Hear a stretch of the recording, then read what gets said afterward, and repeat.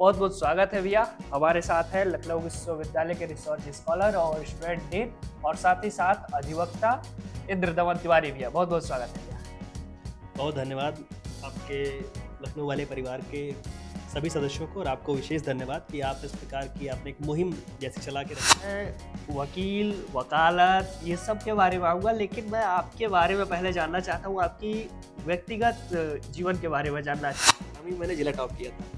अच्छा। 88% मेरे नंबर। मैं परिवार में लॉ करने वाला पहला व्यक्ति था। मेरा निजी परिवार, न्यूक्लियर फैमिली कह लें या जॉइंट फैमिली कह लें, लेकिन हाँ, ये चीज़ मुझे बहुत आकर्षित करती थी। काला कोट मुझे बहुत आकर्षित करता था। मुझे केटीएस तुलसी हुए, कपिल सिब्बल साहब हुए, सुषमा स्वराज जी हुई, मुझे लगता था कि जितने बड़े लोग हैं, जितने बड़े नेता हैं, जितने बढ़िया वक्ता हैं, सब के सब अधिवक्ता कैसे हैं, या सारे के सारे अधिवक्ता बढ़िया वक्ता कैसे हैं? इस प्रश्न का जवाब देने से मैं थोड़ा बचूंगा, क्योंकि मैं नहीं चाहता हूँ कि ठप्पा लगे।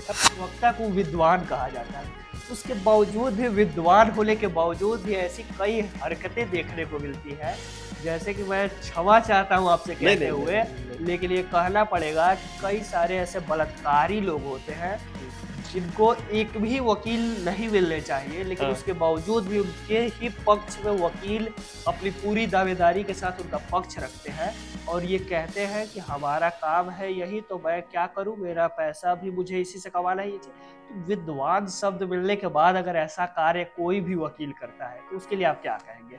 यह जानते हुए मैं ऐसा कहूंगा कि वो अच्छे से जानते हैं कि ये गलती किया हुआ है, उसके बावजूद भी वो कहते हैं कि पैसा मिल रहा है, जब तक मैं बचा पा रहा हूँ तब तक बचा दूंगा। तो चाहे वो महात्मा गांधी रहे हों, क्यों, मतलब मैं बहुत सारे नाम नहीं गिनाऊंगा, भाषणों में हम लोग लगातार सुनते आते हैं। जितने भी बड़े आप देखिए राजनेता हुए, जितने भी प्रखर वक्ता हुए, कहीं ना कहीं अधिवक्ता थे। या मैं कहूँ कि जितने भी अधिवक्ता थे, स्वतंत्रता संग्राम के प्रथम आंदोलन से लेकर के संविधान लिखने तक, हम लोग को मतलब पूरी व्यवस्था मुहैया कराने तक कौन था? वो अधिवक्ता। और जो सबसे बड़ी चीज़ है अधिवक्ताओं के, जो मुझे आकर्षित करती है और रहेगी, एकता।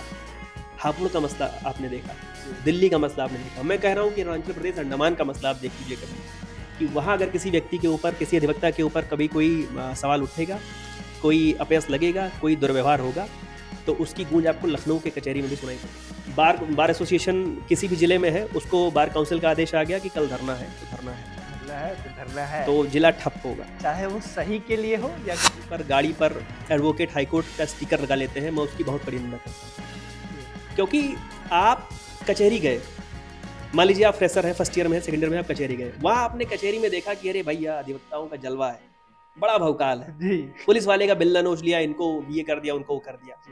आप जब वहाँ से निकल के परिवर्तन चौक पहुँचते हो, आप जब वहाँ से निकल के कैसरबाग पहुँचते हो, तो आपको लगता है कि आप भी वैसा कर सकते हो, लेकिन वहाँ पर दांव उल्टा पड़ जाता है, वहाँ पर आपका नुकसान हो जाता है, वहाँ पर आपके साथ दुर्व्यवहार हो जाता है। अपनी एक सीमा है। अच्छा, ये वीडियो बहुत सारे पुलिस वालों के परिवार वाले देखेंगे, पुलिस के लोग देखेंगे।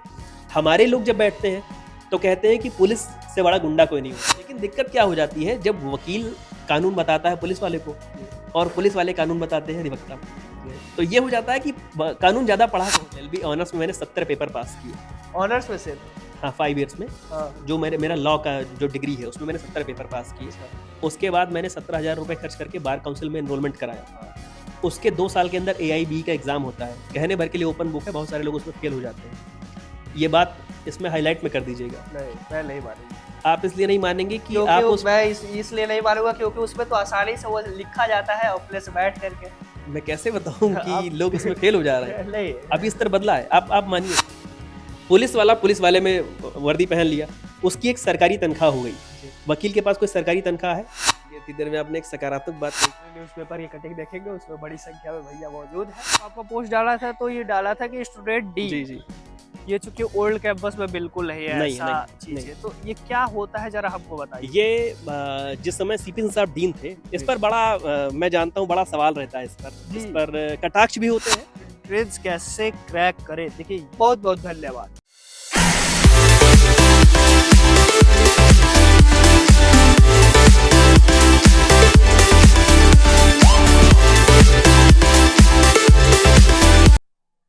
नमस्ते।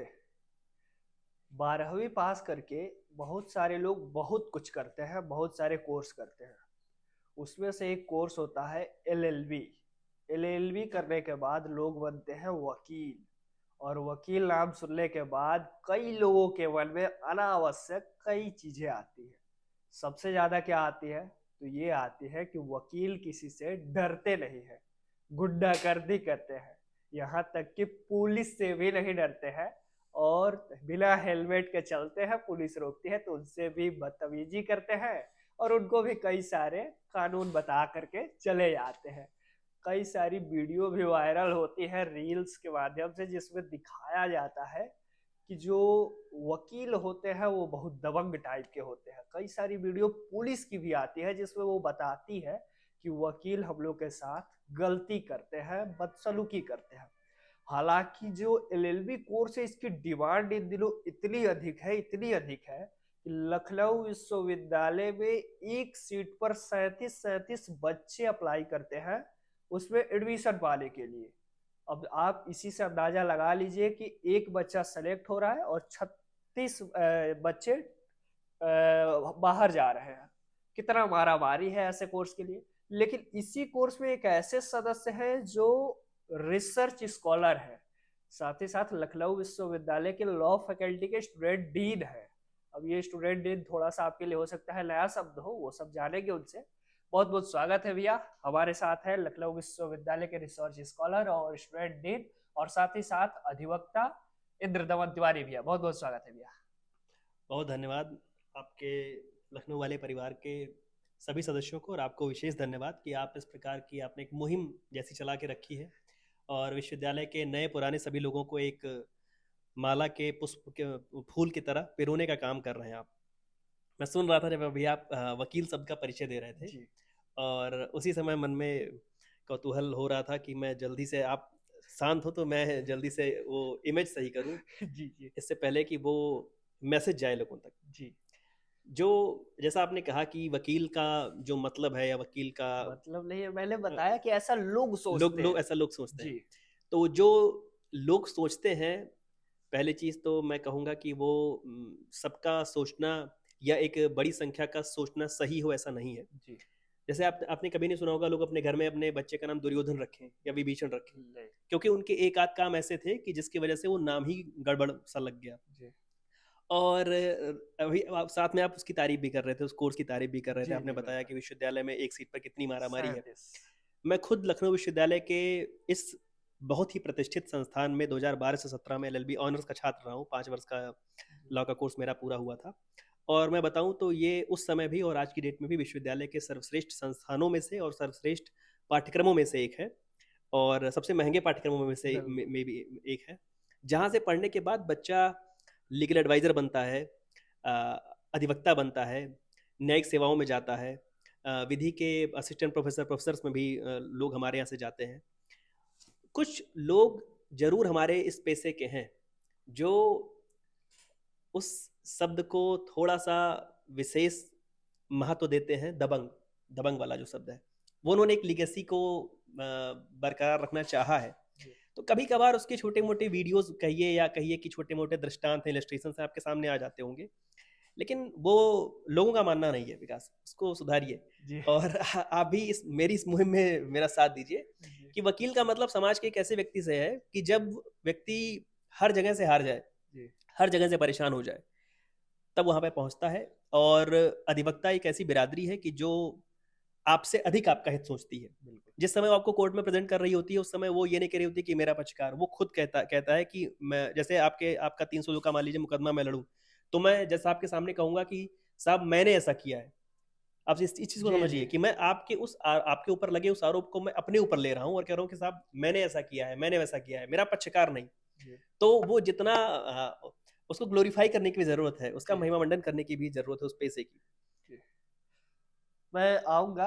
भैया ने जैसा कहा कि वकील आपके बारे में आपसे अधिक सोचते हैं, लेकिन सोचने वाली बात यह है कि जो आपका पक्ष ले रहा होता है वो भी वकील होता है, और जो आपका विरोध कर रहा होता है, जो सामने वाले पक्ष की तारीफ कर रहा होता है, जो आपको केस हराने पर लगा होता है, वो भी वकील होता है। सोचने वाली बात है। हालांकि अब इसके आगे हम और सारे प्रश्न पूछेंगे, उससे पहले आपको इस कार्यक्रम के बारे में बताना जरूरी है। ये कार्यक्रम हमारा है लखनऊ वाले का खास कार्यक्रम है, एलयू के धरोहर, जो प्रत्येक रविवार को शाम के 7 बजे हमारे चैनल पर आता है। इस कार्यक्रम में हम करते क्या है कि लखनऊ विश्वविद्यालय में जो भी कुछ अच्छा किया है कर रहा है या करने का प्रयास कर रहा है, उससे हम मिलते हैं, उससे बात करते हैं, साथ ही साथ अपना सवाल और हमारे जो परिवार के लखनऊ वाले परिवार के सदस्य हैं उनका सवाल उनसे पूछने का कार्य करते हैं। आगे प्रश्न का सिलसिला शुरू जी करेंगे भैया। जी मैं वकील, वकालत ये सब के बारे में आऊंगा, लेकिन मैं आपके बारे में पहले जानना चाहता हूँ, आपकी व्यक्तिगत जीवन के बारे में जानना चाहता हूँ। व्यक्तिगत मतलब शैक्षणिक जीवन ना। नहीं नहीं, हाँ। आपके घर परिवार के अच्छा, बारे घर में परिवार के और मेरा मेरा पृष्ठभूमि के बारे में मेरी जो बताइए। पृष्ठभूमि, मेरा जो मूल निवास है जनपद गोंडा का है। अच्छा। और गोंडा में एक जगह है तरबगंज, वहीं पर वहाँ का मैं निवासी हूँ। जी। और मेरी जो शिक्षा दीक्षा हुई है वहीं से हुई है, महाराजा देवी बख्श सिंह इंटर कॉलेज करके है, वहीं पर हिंदी माध्यम से हुई, यूपी बोर्ड से हुई। जी। और 2012 में, उस समय मेरिट से एडमिशन हुआ करता था, तो मेरिट से ही मेरा भी एडमिशन हुआ था। 2012 में 1 जुलाई को यहाँ पर काउंसलिंग हुई थी, 16वीं रैंक थी मेरी जब यहाँ पर एडमिशन हुआ था।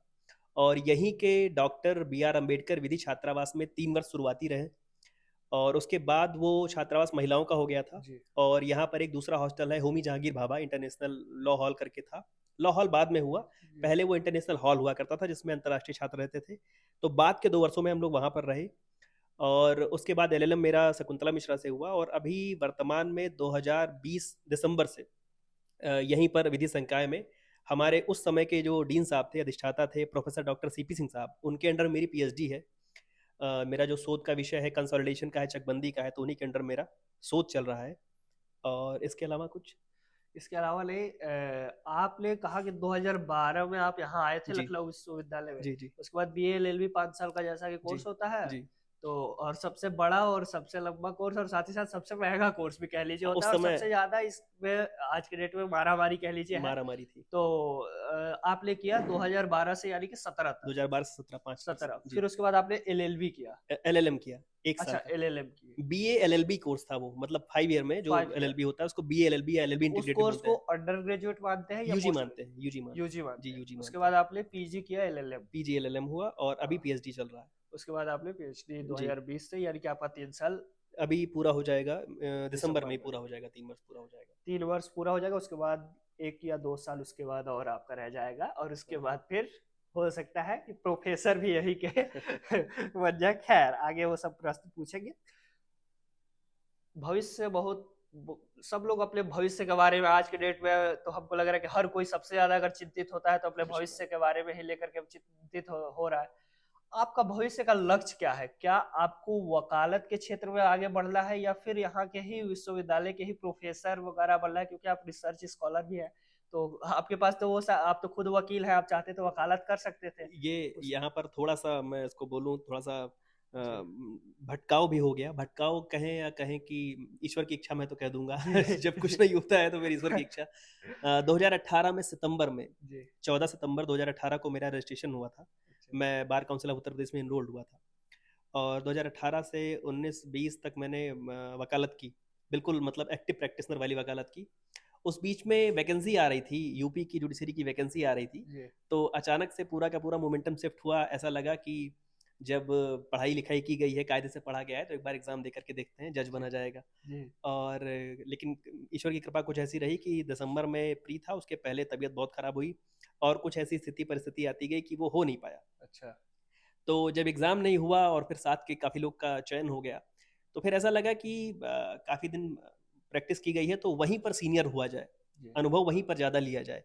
तो फिर कुछ दिन कोर्ट गए, और फिर भटकाव कहें या ईश्वर की इच्छा कहें कि फिर PhD की भी यहाँ पर सीटें आईं। जी। और फिर मन में आया कि उसमें बड़ा समय लग रहा था। जी। ये मतलब किसी भी पहले जनरेशन के लॉयर के लिए, पहले पीढ़ी के लॉयर के लिए, वकील के लिए कोर्ट में जगह बनाना एक, मैं जो भी लोग ये वीडियो देख रहे हैं अगर वो लॉ करना चाहते हैं, लॉ करने के लिए, मुझे लगता है कुछ लोगों ने सवाल भी पूछा है, जी। तो हाँ, महत्व आएंगे होता आप है। सवाल पर। महत्व होता है पहले जनरेशन लॉयर का के लिए। थोड़ा सा चीज़ें जो होती हैं वो संघर्ष से भरी होती हैं। तो वही हो रहा था, कचहरी में ऐसे बार बार लग रहा था कि अभी थोड़ा सा यहाँ पर समय ज़्यादा लग जाएगा, वो ज़्यादा लग जाएगी, इससे बेहतर है कि थोड़ा सा और पढ़ाई लिखाई की जाए। तो वापस आ गए कैंपस, फिर PhD में एनरोलमेंट हो गया। तो अभी प्रैक्टिस का और PhD का सामंजस्य बना करके रखना पड़ता है, क्योंकि 3 साल की फुल टाइम PhD है, और इसमें कुछ छुपना छुपाना है नहीं। पूरे समय आपको कैंपस में देना होता है, शोध पत्र लिखने होते हैं, ढेर सारा काम करना होता है, क्लासेस लेनी होती हैं। तो बस आप वकालतनामा पे साइन करने भर के मात्र वकील रह जाते हैं, अगर ऐसी स्थिति में आप आ जाते हैं तो। बिल्कुल। जी। और इसमें कहीं से छुपा भी नहीं है कि सबसे ज़्यादा एक्टिव अगर आप देखना चाहेंगे, तो सोशल मीडिया हो या फिर विश्वविद्यालय में हो, हर जगह आपको एक्टिव मिल जाएँगे भैया। तो और हर जानकारी के साथ, अच्छे जानकारी के साथ जो व्यक्तिगत आपसे जुड़े होंगे, हमको लग रहा है इसका खूब लाभ भी लेते होंगे लोग, जी। जो आपके छोटे भाई। आगे मैं जानना चाहूँगा कि जब आप 12वीं पास किए तो आप बीए एलएलबी किए। जी। अक्सर देखा जाता है कि व्यक्ति अगर साइंस से पढ़ा है 12वीं तो हुँ। वो बीटेक या बीएससी की तरफ जाता है, जी। कॉमर्स से पढ़ा है तो बीकॉम या फिर सीए करता है, और आर्ट्स से पढ़ा है तो बीए करता है और यूपीएससी वगैरह की तैयारी करता है। ये एलएलबी एक अलग थोड़ा होता है, हाँ। तो ये इसके तरफ क्यों मैं रुक गया, मतलब? मैं एक और पीछे की अलग चीज़ बताता हूँ जी और बताइए। मैं ये सम्मान के साथ कहूँगा, अपना सम्मान करके, जी। कि मेरा जो इंटरमीडिएट का वो स्ट्रीम था, वो एजी था, एग्रीकल्चर था। जी। तो मैंने वो दोनों साल बोर्ड होता है उसमें एग्रीकल्चर जी। में, 11वीं 12वीं दोनों बोर्ड होता है। तो अच्छा। 11वीं में मैंने जिला टॉप किया था अपना, अच्छा। 88% मेरे नंबर थे। हाँ। और दूसरे साल में बोर्ड में मेरे 86.5% नंबर थे। तो ओवरऑल वो जो था वो 86.5% ही था।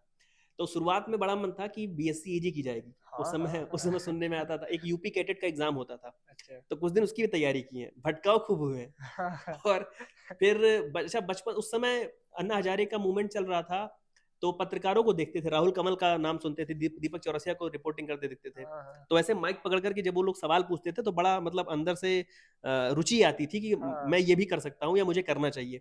तो थोड़ा बहुत दिमाग वहाँ भी लगा।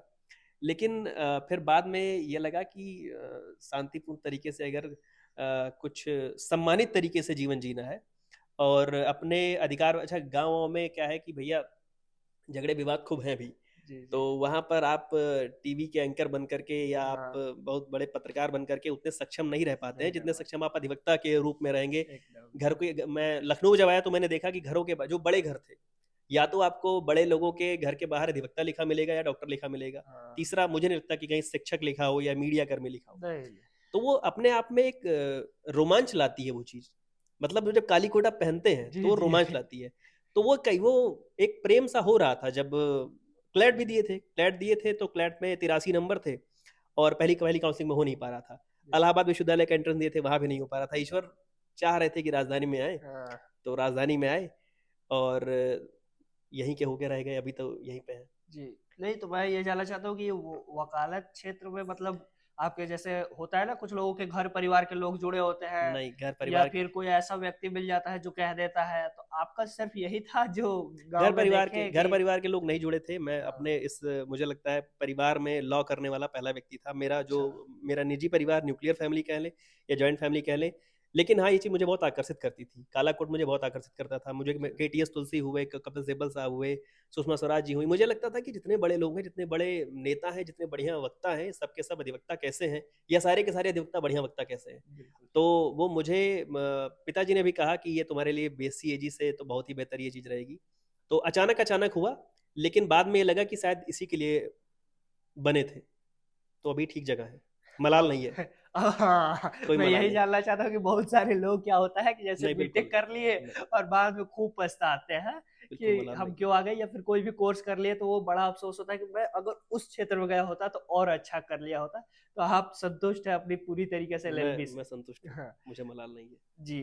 अब मैं जानना चाहता हूँ कि जब आपने इसके लिए आप केस बताए कि हम 3 साल आप वकालत भी किए हैं, तो जब किए इसकी हैं। तैयारी करनी पड़ती है कि जी, आपको पढ़ना पड़ता है कि मैं जी। कैसे बोलोगे, तो उसकी तैयारी कैसे होती है, जरा आप बताइए। आप एक्सपीरियंस है, यह और खास करके जो लोग इसमें जाना चाहते हैं, एलएलबी करना चाहते हैं, तो जी। उनके लिए बड़ा सहयोग रहेगा। विकास बाबू, हमने क्या मतलब जो भी लोग इस पढ़ाई में आते हैं वो सब पढ़ते हैं। मैंने भी ईमानदारी से पढ़ाई की थी।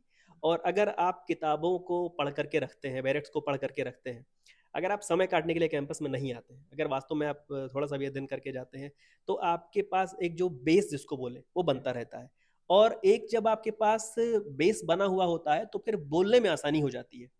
कहीं आप किसी चीज के विषय में तथ्य बिल्कुल ना जाने और उस पे आपको बोलना पड़े तो आप बड़बोले कहे जाएंगे। आप जो हाँ। भी बोलेंगे वो बड़बोलापन कहा जाएगा। बिल्कुल। लेकिन अगर आप किसी तथ्य से अवगत हैं, अगर आपको किसी तथ्य की जानकारी है, आप एफआईआर क्वेश्चन कराने के लिए कोर्ट में खड़े हैं और आपको एफआईआर की डेफिनेशन कहाँ पे दी हुई है पता है, एफआईआर के क्वेश्चन के केस लॉज, बड़े केस लॉज क्या रहे हैं, लीडिंग केस लॉज क्या रहे हैं, अगर आपको पता है तो आपको बोलने में आसानी हो जाएगी। तो ये तैयारी कोई अचानक उस मुकदमे के दिन की नहीं होती है। बिल्कुल। ये तैयारी आपके लॉ स्कूल के 3 साल 5 साल के किसी एक क्लास में बैठे हुए किसी एक टीचर का लेक्चर सुन रहे समय हो जाती है। उस समय वो चीज़ आ जाती है दिमाग में कि आज डाइवोर्स बाय म्यूचुअल कंसेंट पढ़ाया जा रहा है, तो वो उस समय अगर दिमाग में आपने बिठाया हुआ है, अगर आपने उस समय उसको कायदे से पढ़ा हुआ है, तो जिस भी दिन आप फैमिली कोर्ट में खड़े होकर के म्यूचुअल कंसेंट से किसी का डाइवोर्स करा रहे होंगे, तो आपके पास कुछ अंदर से खुद ही आ जाएगा वो। उसके लिए कोई बहुत विशेष शीशे के सामने खड़े होकर के अभ्यास नहीं करना है कि कल मैं उंगली ऐसे दिखा के बोलूंगा, ऐसे करूंगा। हाँ। वो आपके एक्सप्रेशन, वो आपका फेशियल एक्सप्रेशन है, पॉस्चर है, गेस्चर है, वो अपने आप से आ जाता है। अपने आप से आ जाता है अगर आप पढ़ाई करेंगे तो। अब मैं जानना चाहता हूँ कि आप किस तरीके के वकील बनना चाहते हैं। जैसे वकील में हमने सुना है कि बहुत मतलब अलग अलग। हाँ, बहुत तरह के लोग होते हैं कि कोई क्रिमिनल देखेगा, कोई फैमिली वाला मैटर देखेगा, कोई जमीन वाला मैटर देखेगा, मतलब बहुत ऐसा होता है। तो आप किस तरह के फील्ड में जाना चाहते हैं और आपका किस चीज में इंटरेस्ट है? अच्छा, होता क्या है कि जब आप नए वकील हो, नए वकील का मतलब मेरे बात से है कि कम से कम आप 5 से 10 साल के बीच का जो वकील है, मैं उसको नया वकील ही कह रहा हूँ। हाँ। तो उतने समय में व्यक्ति अपने ऊपर कोई ठप्पा नहीं लगने देना चाहता। वो ये नहीं चाहता कि मैं सिविल के वकील के तौर पर मशहूर हो जाऊं। वो ये नहीं चाहता कि मैं क्रिमिनल के वकील के तौर पर, मैं इनकम टैक्स के वकील के तौर पर मशहूर हो जाऊं। तो इस प्रश्न का जवाब देने से मैं थोड़ा बचूंगा, अच्छा। क्योंकि मैं नहीं चाहता हूं कि ठप्पा लगे। ठप्पा लगने का नुकसान क्या है कि आप फिर एक खास विधा के वकील होंगे। अच्छा, ऐसा थोड़ा ना है कि वकील सारे मुकदमे खुद लड़ता है। जी। आपके भी गांव जिले के बहुत सारे ऐसे वकील होंगे जिनके पास हाई कोर्ट में वकील हैं, जी। और वो वहां से मुकदमे ला करके हाई कोर्ट के वकीलों को देते हैं, और उनका अपना जो भी है जी जी, वो बंटवारा है। तो आपस में उसमें सेट। कुछ छुपा नहीं है। तो आप रेवेन्यू का मुकदमा लेकर के आइए तो मैं अपने किसी रेवेन्यू के विशेषज्ञ मित्र से मुकदमा लड़वाऊंगा। अच्छा। आप फैमिली का मुकदमा लेकर के आइए, मैं खुद लड़ूंगा। आप सिविल के मुकदमे लेकर के आइए, मैं खुद लड़ूंगा। लेकिन आप क्रिमिनल के मुकदमे लेकर के आएंगे, आप 302 की बेल लेकर के आएंगे। खैर, 302 की बेल इतनी कम उम्र में किसी को मिलती नहीं है, ये स्वीकार करने में मुझे कोई हर्ज नहीं है। अच्छा। लेकिन अगर आप 302 की बेल मेरे पास लेकर के आते हैं, तो जरूर मैं चाहूंगा कि मैं किसी अपने विद्वान सीनियर के पास लेकर के जाऊं। तो अपने को मैं यही कहूंगा कि मैं सारे मुकदमे लड़ सकता हूँ। मैं ये चीज नहीं बताऊंगा कि आप केवल ये मुकदमे लाओ, वो मुकदमे लाओ। आप कोई भी मुकदमे लेकर के आओ, आप कचहरी का मामला लेकर के आओ, जमीन की पैमाइश का मामला लेकर के आओ, आप हत्या का मामला लेकर के आओ, मैं सारे लड़ूंगा। अधिवक्ता को विद्वान कहा जाता है, उसके बावजूद भी, विद्वान होने के बावजूद भी ऐसी कई हरकतें देखने को मिलती है।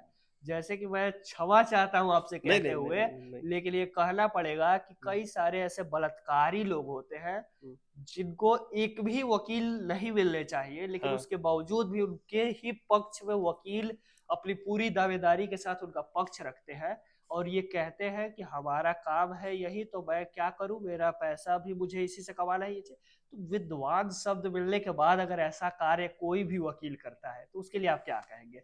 यह जानते हुए, मैं ऐसा कहूंगा कि वो अच्छे से जानते हैं कि ये गलती किया हुआ है, उसके बावजूद भी वो कहते हैं कि पैसा मिल रहा है, जब तक मैं बचा पा रहा हूँ तब तक बचा ले रहा हूँ। हम लोग एक विषय पढ़ते हैं, प्रोफेशनल एथिक्स, वृत्तिक आचार बोलते हैं उसको। जी। वृत्तिक आचार का मतलब कि जहां से आपकी वृत्ति होती है, वृत्ति मतलब आय जहां से होती है, उसके आचार विचार क्या है, उसके कंडक्ट क्या है। जिस समय अधिवक्ता के पास एक, हम लोग पढ़ते हैं 7 लैम्प्स ऑफ एडवोकेसी करके है, उसमें से एक एक बात यह भी कही गई है कि जब आपके पास कोई अपनी पीड़ा लेकर के आया है, जी। आप जज नहीं है, मतलब वो जज नहीं है।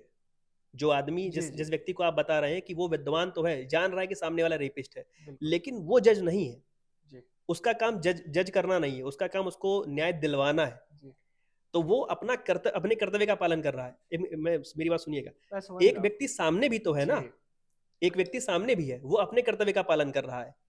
अब न्यायाधीश के सामने तो ये देखा जाएगा कि किसने अपने लॉ स्कूल में ज्यादा अच्छे से पढ़ाई की है, जी। कौन अपने तर्कों को अच्छे से साबित कर पाया है। बिल्कुल। तो उसमें उसमें कुछ ऐसा अधर्म जैसा नहीं है। वकील का, अधिवक्ता का जो कर्म, जो धर्म है, वो केवल और केवल अपने मुवक्किल को न्याय दिलाना है। ये बात आप इसको स्वीकार करिए। और ये उसके मेरे, लिए स्वीकार करना ये चीज। मैं समझ रहा हूँ ये कटु सत्य है, जी। लेकिन ये आप मानिए कि कल मैं आपको निजी नहीं कह रहा हूँ, मैं ये कह रहा हूँ कि कल को किसी से भी कुछ हो सकता है, हो जाता है। जी। तो अगर अधिवक्ता उसके साथ खड़ा हुआ है, तो सामने जो एक पक्ष है वो भी किसी अधिवक्ता के साथ ही खड़ा हुआ है, तो वो अपनी बात रख रहा है ना, तो इनको भी तो अपनी बात रखने का मौका मिलना चाहिए। हमारा तो हमारा जो न्याय तंत्र है, प्रणाली है, वो कहती है कि 99 दोषी भले छूट जाए, जी।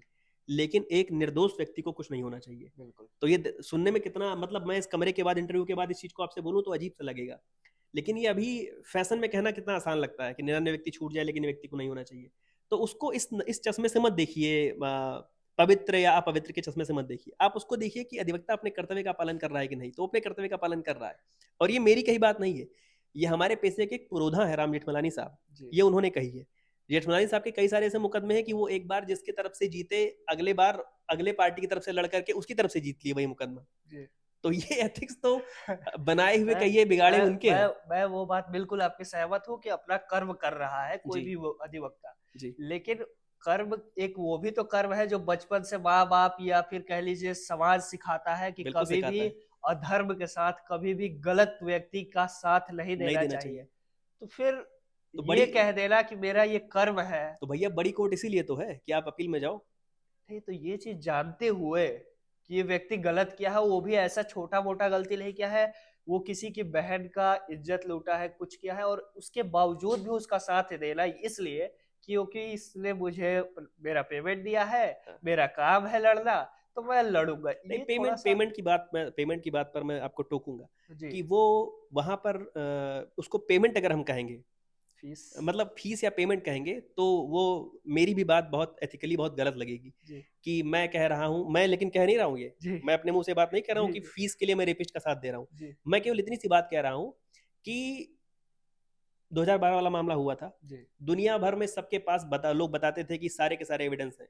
उस मसले में फांसी मिलने में एक व्यक्ति ने सुसाइड कर लिया, कितना समय लगा, जबकि तो साक्ष्य सबके पास थे, सब लोग बताते थे। इसीलिए तो मेरा ये प्रश्न है तो ये एक अधिवक्ता की कमी नहीं है। सबको पता था सच क्या है जी, लास्ट में सच का जीत भी हुआ जी, उसके बावजूद भी इतनी जो देरी हुई वो इसीलिए तो हुई क्योंकि वकील उनको बचा रहा था। तो वो जैसे वो अपने केवल कर्तव्य का पालन कर रहा था, इस बात को इतने में अगर समझे हम।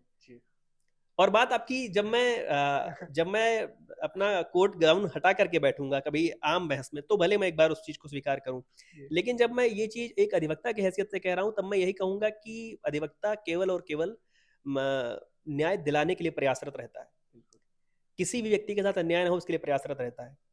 और बाकी सबको ये पता है कि ये आदमी रेप किया हुआ है तो इसको कम से कम सजा दिलवा दे, इसके लिए वो प्रयासरत रहता है। इसलिए प्रयासरत नहीं रहता है कि किसी ने रेप किया है तो मैं उसको दोबारा से बाहर निकलवा कर दोबारा से उसको किसी का रेप कराने के लिए समाज में ले आऊं, इसलिए नहीं लाता है वो इसलिए लाता है कि साहब हाँ इस बार छोड़ दो, या इस बार इसको इतनी सजा दे करके छोड़ दो, अगली बार दोबारा नहीं करेगा, ये रहता है।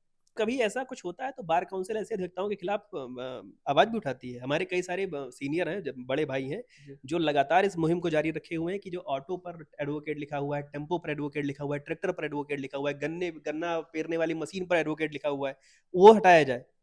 10 बार ऐसा मामला हुआ कि लखनऊ बार में, सेंट्रल बार में पदाधिकारियों ने कहा कि बैरिकेटिंग जहां पर लगेगी वहां पे सबके आईडी कार्ड चेक होंगे, लेकिन मैं तो इंद्रदमन तिवारी हूं, मैं छोटा आदमी हूं, मैं तो दिखा दूंगा आईडी कार्ड। जो कभी पदाधिकारी रहा है, जो कभी बड़ा वकील अपने को मान चुका है, वो नहीं दिखाएगा कार्ड। ये हमारे पेशे की खराबी है, इसको मैं स्वीकार करता हूँ। यही तो कारण है कि जो गुंडे हैं वो घुस करके अंदर चैम्बर के अंदर गोली मार दे रहे हैं और जज अपने कुर्सी के नीचे बैठ जा रहे हैं। इसको मैं स्वीकार करता हूँ। जी, आगे मैं पूछूंगा कि आप जब कोर्ट में लड़ते हैं वकील के रूप में एक केस को, तो कई बार विपक्षी जो होते हैं वो बहुत मजबूत हो जाते हैं, और तो कभी आपके सामने ऐसा हुआ है कि आप बहुत बड़े चुनौती में फंस गए हो, तो फिर नहीं, और तो उसके बाद वो सामना कैसे किया है, ये जो विपक्ष के जो अधिवक्ता हैं वो तो हमारे भाई ही हैं ना। वो तो है, लेकिन उस चैम्बर के अंदर तो नहीं है ना। चैम्बर के अंदर तो आपके लिए ये सब कुछ है। वो हम लोग का आपस का भाईचारा है। वो हमें बचाते हैं, हम उन्हें बचाते हैं। ये यहाँ पर अधिवक्ता एकता जिंदाबाद दिखाया जा रहा है, अधिवक्ता एकता जिंदाबाद। वो हम उन्हें भी कहीं बचाते हैं, वो हमें कहीं बचाते हैं। वो जो बहस अंदर दिखती है, जो तीखी बहस दिखती है या सामान्य बहस भी दिखती है, वो बाहर आते आते सब बड़ा मिठास जैसा हो जाता है। हम लोग कई बार पूछते भी हैं कि अच्छा भैया वो जो आपने उस समय बताया था वो समय समझ में नहीं आया था, बता दीजिए क्या था। तो इसमें पूछने में कोई हर्ज नहीं है, क्योंकि आप तो चलिए आपका मुकदमा है, आप मुद्दई हो, आप 2 दिन बाद चले जाओगे।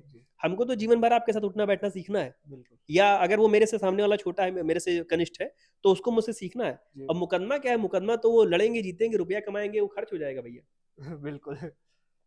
अच्छा, आप जब आपने कहा कि मैं कैसे भी केस लाइए मैं उनसे मिलूंगा, हाँ तो आप संवाद कैसे करते हैं किसी भी व्यक्ति को? जैसे कोई क्रिमिनल ही आ गया आपके पास, हाँ ज्यादातर लोग क्रिमिनल ही आते हैं, जी जल्दी जल्दी ढूंढते हैं जी। वकील। तो आप उनसे कैसे संवाद करते हैं, जरा वो हमें बताइए। पहले तो मतलब वो चीजें मत बताइएगा जो हाँ, फॉर्मल होती है, हमें बस रियलिटी बस बताइए। हाँ। प्रयास ये किया जाता है कि उस व्यक्ति को इतना भरोसा दिला दिया जाए, जी। उस व्यक्ति को इतना ईज़ी कर लिया जाए हाँ। कि वो व्यक्ति सारी अपनी कमियाँ, सारे प्लस माइनस सब बता दे। क्योंकि आप वो कहते हैं ना डॉक्टर के सामने या वकील के सामने कुछ छुपाना नहीं चाहिए। बिल्कुल। अब कोई बहुत बड़ा अपराधी है, वो सोचे कि हम ना बताएँ कि हमने हत्या कर दी है या वो हम ना बताएँ कि हमने किसी को अच्छा मैं बहुत बड़े मामले की बात नहीं कर रहा हूँ, छोटे छोटे मामलों की बात कर रहा हूँ। हाँ। कई बार ऐसा होता है कि विश्वविद्यालय के छात्रों के मतलब अपने भाइयों के झगड़े होते हैं। जी जी। मैं कल जानकीपुरम थाने के पास बैठा था तो वहीं की एक घटना मैं बताऊँ। अच्छा। तो उसमें आदमी कैसे बताता है कि भैया बहस हो गई थी हाँ। तो मार दिए थे। तो उसको 10 बार पूछना पड़ता है कि भाई मार दिए थे हाँ। या मारे हो कायदे से या वीडियो बना है या सर फटा है या कैसे क्या हुआ है? जी तो उसको ये लगता है कि कहीं ऐसा ना हो कि मैं कुछ बता दूँ कुछ ऐसा बता दूँ कि मैं फँस जाऊँ। जी। उसको हम इस लेवल पर, इस स्तर पर लाने का प्रयास करते हैं कि हाँ, तुम वो सारी बातें बताओ जिसमें तुम फँस सकते हो।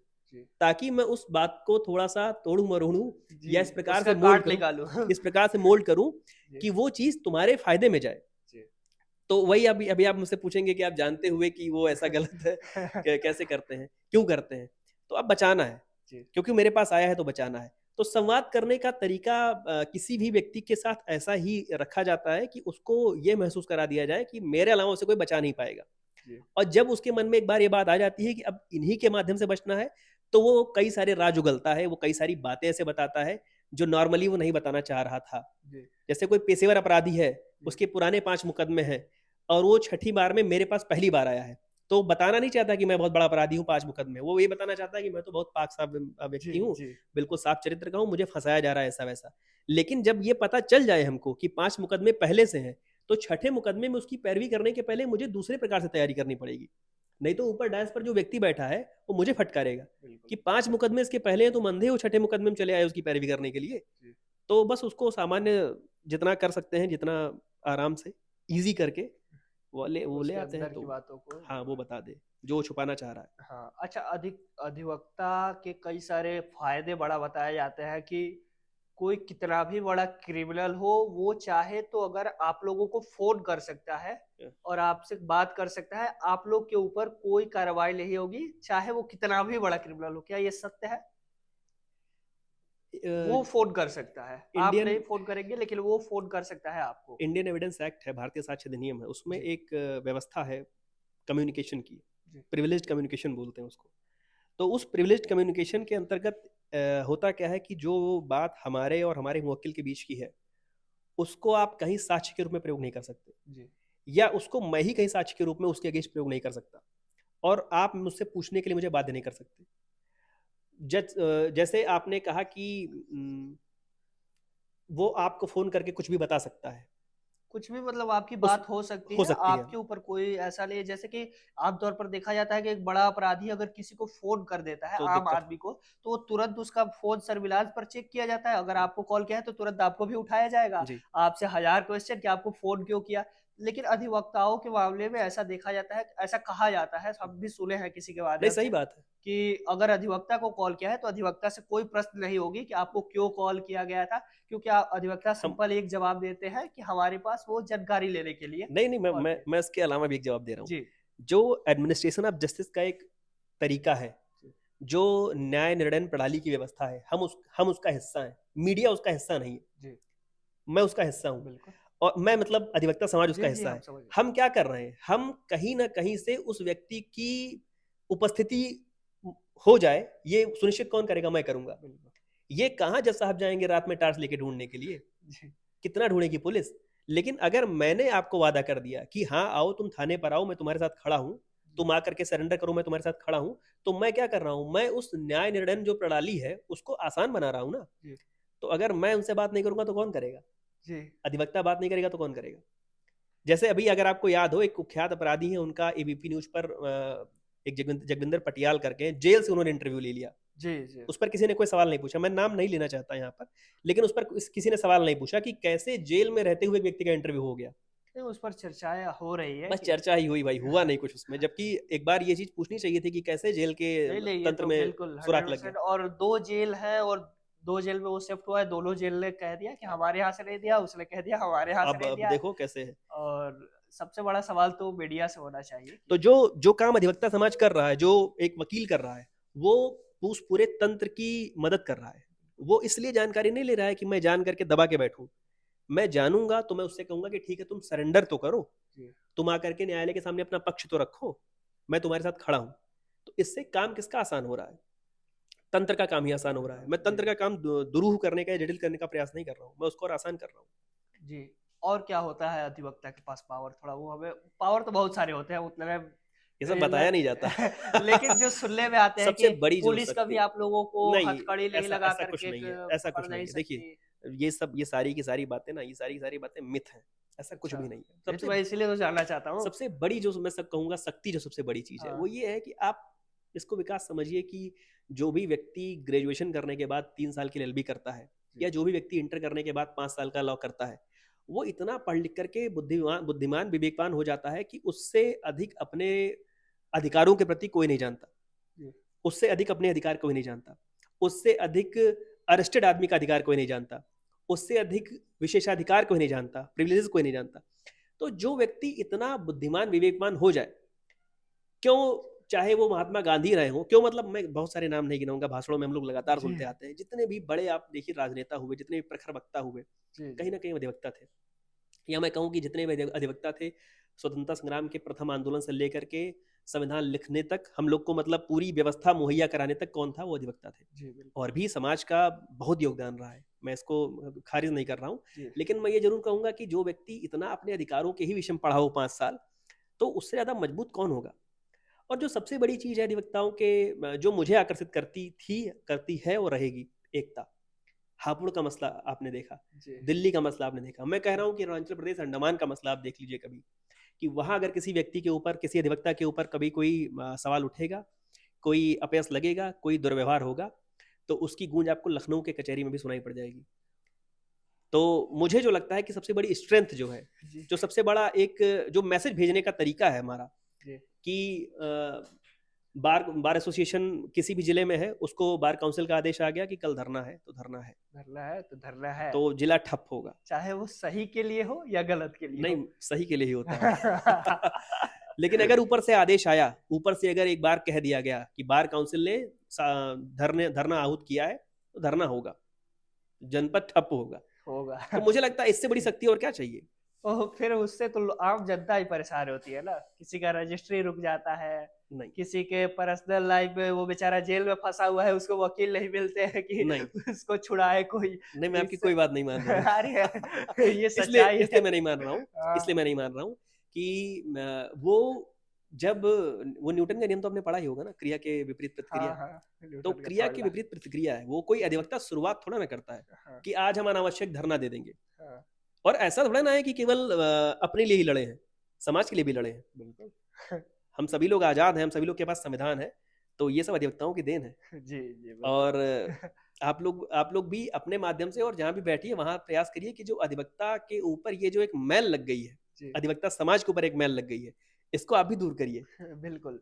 ये सब कोई कोशिश करता है, लेकिन फिर मैं वही कहूँगा ना कि कुछ ऐसे लोग होते हैं, या फिर सबसे बड़ा सोशल मीडिया आज की डेट में है, खुद अधिवक्ता ऐसी-ऐसी पोस्ट करते हैं, ऐसी-ऐसी चीज़ें, ऐसी-ऐसी वीडियो डाल देते हैं कि उससे मैं मैं आम लोगों के मन में एक डर सा बन जी, जी, जाता जी। है कि ये अधिवक्ता है, इनसे डर के रहो, इनसे बच के रहो। आप बहुत सही समय पर ये इंटरव्यू कर रहे हैं। जी, अभी लखनऊ में ही चुनाव चल रहे हैं, सेंट्रल बार के चुनाव चल रहे हैं। जी, जी, लखनऊ बार के भी चुनाव होंगे, अवध बार के भी चुनाव होते हैं।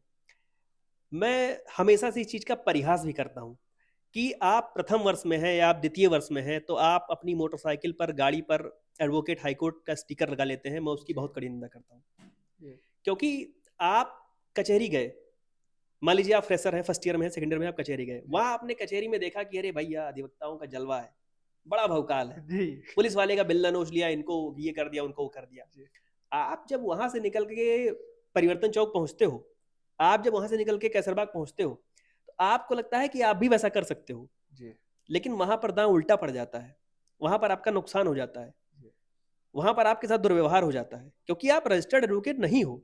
वो रजिस्टर्ड एडवोकेट हैं, तो उनको पता है कि कहाँ पर क्या बात कहनी है और कहाँ पर चुप रहना है। लेकिन आपने बस केवल इतना सीखा है कि क्या बात बोलनी है, चुप रहना तो आपने सीखा ही नहीं। आप तो वहां का रसूख देख कर चले आए। तो वो जो छोटे जो नए बच्चे हैं, जो युवा हैं, उनके लिए बड़ा घाटा है। उनसे मैं जोर से बात कहूंगा कि अपनी पढ़ाई पहले पूरी कीजिए, अपने आप को बार काउंसिल में एनरोल्ड करिए, अपने अधिकारों को जानिए।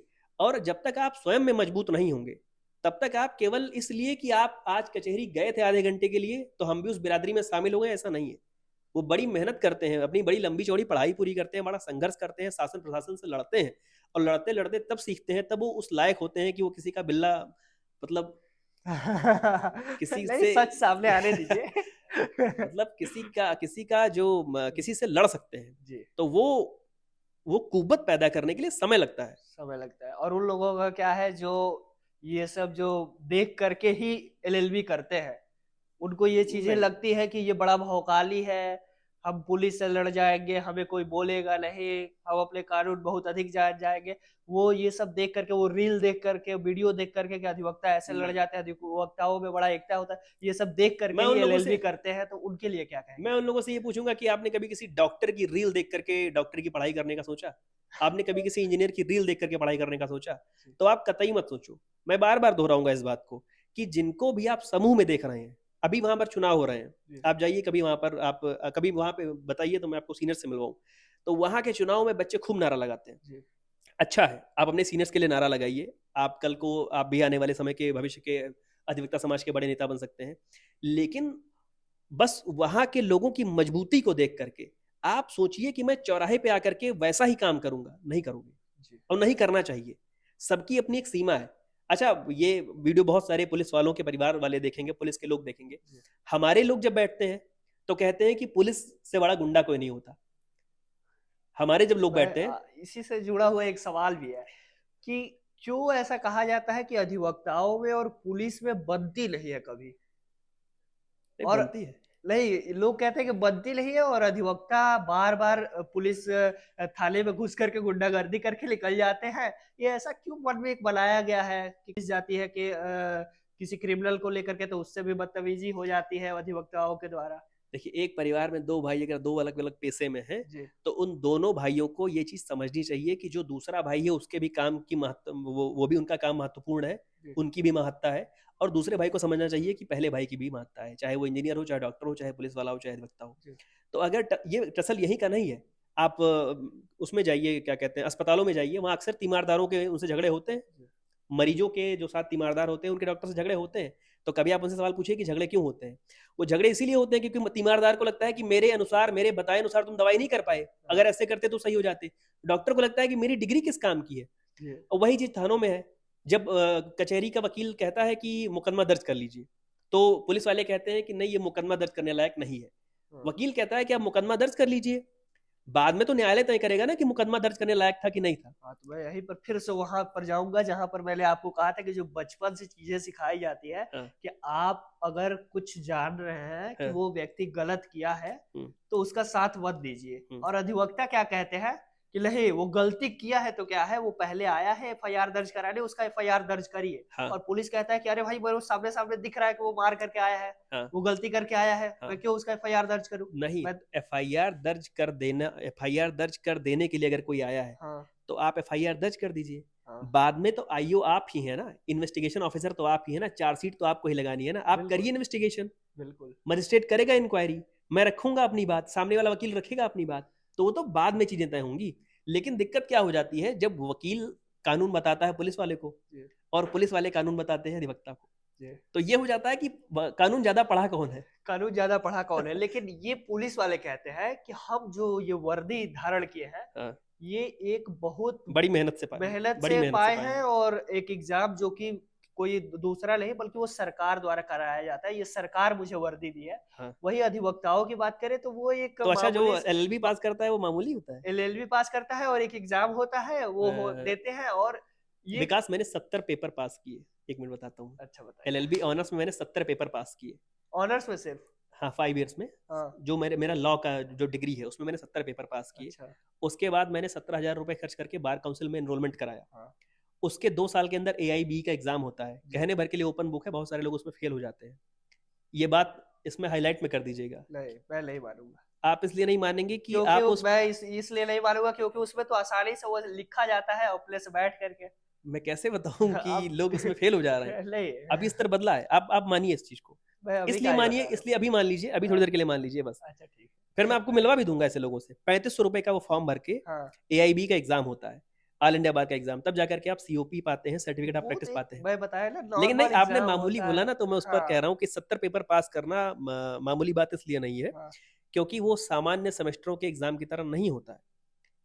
5 वर्ष का कोर्स, बस यही तकलीफ है, तो इसीलिए तो मैं कह रहा हूँ ना कि जो लोग यही एलएलबी, तकलीफ है। जितने लोग एलएलबी मैं बन एक रहे मैं हैं, कई सारे जितने मृतक लोग आश्रित लोगों एलएलबी को बन जानता रहे हूँ, हैं, मैं कई सारे मृतक आश्रित लोगों को मैं जानता हूँ जो मैं दरोगा हैं आज की डेट में। हाँ तो मैं तो उनके लिए उनको भी बोलूंगा कि ये मामूली तरीके से दरोगा बन गए। हाँ, वो बन गए हैं, तो वो बिल्कुल तो बने, मतलब लेकिन कि वो कितने संख्या में है, उनकी संख्या मैं कितनी कह रहा है? हूँ एक है अगर व्यक्ति, हाँ लेकिन मैं उसका भी उतना ही सम्मान कर रहा हूँ, मैं उनको मामूली नहीं कह रहा हूँ, जी, और ना मैं अपने अपने वाले के लिए मामूली सुनना नहीं, चाहूंगा। मैं ये कह रहा हूँ कि जितनी आसानी से का अर्थ है ये हाँ, कि कोई व्यक्ति एलएलबी करना शुरू करता है तो डेफिनेटली 99% ये चांसेस है कि वो वकील बन ही जाता है। बन जाता है। लेकिन अगर कोई व्यक्ति पुलिस विभाग की तैयारी करता है तो ये लगभग लगभग 80 से 85% फिक्स नहीं है कि वो बनेगा ही बनेगा पुलिस। ये सच्चाई है ना? ये सच्चाई है, लेकिन ये कोई योग्यता का ये तराजू नहीं है। क्यों नहीं है? ये आप 99% अगर कोई बच जा रहा है वकील, वो फिक्स है कि वो बच जाएगा वकील, और कहीं ये है कि 10% लोग भी नहीं बन पा रहे, तो ये तो मानना पड़ेगा ना कि अच्छा, ये पुलिस हमें एक चीज कई बताइए, मामलों हमें में एक चीज आगे है। बताइए, हमें पुलिस आपने कह दिया है कि कई कई मामले में आगे है। जी चलिए, बड़ा बड़ा मेहनत वाला एग्जाम पास करके वहां पर जाते हैं, बैठते हैं, अधिकारी बनते हैं। जी वकील भी तो उतना ही संघर्ष करके उतना समय लगाता है। मैं चलिए ठीक है, आप मेहनत की उसकी बात कर रहे हैं, जी अगर मेहनत को पैमाना मान रहे हैं तो मैं चलिए कह रहा हूँ, चलिए आपकी बात ठीक है। जी पुलिस वाले में वर्दी पहन लिया, उसकी एक सरकारी तनख्वाह हो गई। जी, वकील के पास कोई सरकारी तनख्वाह है? मैं यही यही यही पर आना चाहता था कि तो फिर जब नहीं है तो भाई क्यों वकील बन रहे हैं? क्या सिर्फ पावर के लिए?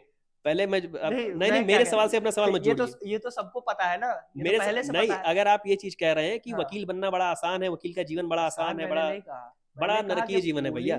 पुलिस की तुलना में हाँ, पुलिस जो बनते हैं वो कई लोग तैयारी करते हैं, उसमें से गिने चुने लोग पुलिस बनते हैं, ये सच्चाई थोड़ी है। देर बाद आप मुझसे मत पूछिएगा कि तुम क्यों नहीं पुलिस की तैयारी करके नहीं, पुलिस वाले हो गए। मैं नहीं मुझे बिल्कुल पूछूंगा। नहीं पसंद थी वो नौकरी। हाँ, या बहुत लोगों अपने को, या बहुत क्या कहते हैं, पुलिस वालों के परिवार के लोग होंगे या पुलिस वाले होंगे जो अधिवक्ताओं का परिवार नहीं पसंद करते होंगे, जी या अधिवक्ता बनना नहीं पसंद करते होंगे। जी लेकिन इसको बस केवल इस तरीके से आंक लेना कि बस कुछ पेपर पास करके और AIB और वो ये हो जाने से आप वकील बन जाते हो बस। जी लेकिन पुलिस वाले को बहुत मेहनत करनी पड़ती है। तो पुलिस वाले जिस प्रकार से मेहनत करते हैं उस प्रकार से आगे का उनका जीवन रहता है। जी वकील जिस प्रकार से अपना जिस प्रकार से जो करके बना होता है उसके आगे उतना ही संघर्ष कई वर्षों का और होता है, जी।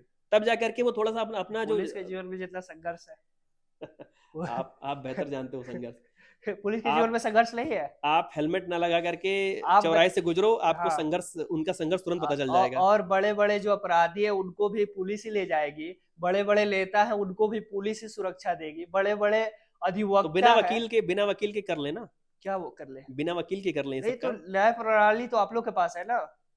तो फिर कोई सवाल ही नहीं है। नहीं फिर तो नहीं, सुरक्षा देना तो पुलिस का काम है। आप सुरक्षा अक्सर दे रहे हैं, दे तो रहे हैं, पुलिस तो दे तो रही है। सुरक्षा दे रहे हैं। बिल्कुल दे रही है। आप बताइए, अक्सर मैं कुछ नाम ले लूं, सुरक्षा दे रहे हैं। आप अतीक अहमद का नाम ले सकते मैं हैं। बिल्कुल नहीं लूंगा, आप ले रहे हैं। नहीं, मैं बता रहा हूँ कि अक्सर आप देखे होंगे कि पुलिस वाले मार दिए जाते हैं। बम धमाका हुआ, पुलिस वाले मार दिए गए, जो असली नेता है कह लीजिए या फिर असली जो 4 व्यक्ति है। कचहरी में बम धमाके हुए थे, 4 कचहरियों में, बड़ी 4 जी कचहरियों में धमाके हुए जी थे। उसमें बहुत सारे वकील का परिवार आहत हुआ था, वकील आहत हुआ था। जी, आप ऐसे बिल्कुल एक तो ये हार्ड एंड फास्ट रूल की तरह मत कहिए ये कि तो इसीलिए हुआ था ना, क्योंकि वहां जाने के लिए कोई भी बाध्य नहीं है, कोई भी घुस जाता है बिना आइडेंटिटी मैंने कार्ड स्वीकार दिखाए। किया है उस चीज को। हाँ, तो ये तो गलती है मैंने उस चीज अधिवक्ताओं को की। स्वीकार किया है, और चूंकि मैं बहुत इस बिरादरी का सबसे अनुज पुत्र हूँ, इसलिए मैं ये बात बहुत चीख कर चिल्ला कर नहीं कह सकता। और लेकिन मैं आपके माध्यम से जरूर कहना इसलिए चाहूंगा। बार बार ये प्रश्न पूछ रहा हूँ क्योंकि जो मैं आज के डेट में सबसे ज्यादा युवाओं को इसलिए नहीं देख रहा हूँ कि वो एलएलबी करना चाहते हैं क्योंकि वकील बनना उनका लक्ष्य है। मैं अक्सर देख रहा हूँ कि जो भी वकील बनना चाहता है वो वकील में एडमिशन लिया और उस दिन से अपना स्टेटस स्टोरी लगाना शुरू कर दिया कि वकील ये वकील वो, रील शेयर शुरू कर दिया। तो मैं इस मैं चीज से समझाना मैं चाहता हूँ भरसक लोगों निंदा को। कर रहा हूँ, बिल्कुल मैं इसकी भरसक निंदा करता हूँ और मैं ये निवेदन भी करता हूँ जी कि रील देख करके एडवोकेसी में मत आइए।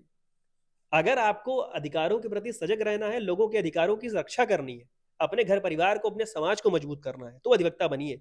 इसलिए नहीं कि मैं अगर एडवोकेट हाई कोर्ट लिख करके चौराहे से हजरतगंज से निकलूंगा मेरा चालान नहीं होगा, जी जी मुझे टीएसआई रोकेगा नहीं, और रोकेगा तो मैं उसके क्या कहते हैं वर्दी फाड़ दूंगा। इसलिए अगर आप अधिवक्ता बनना चाह रहे हैं तो बिल्कुल मैं पूरी जिम्मेदारी के साथ कहूंगा कि आपकी इस पेशे में कोई आवश्यकता नहीं है। हमारे बड़े इतने भी बचे हुए हैं और हमारे अभी नए इतने बचे हुए हैं कि वो चला ले जाएंगे इस पेशे को, आपकी जरूरत नहीं है। बिल्कुल और मैं ये चीज मैं स्वीकार कर रहा हूँ और मैं बार बार कहूंगा इस चीज को।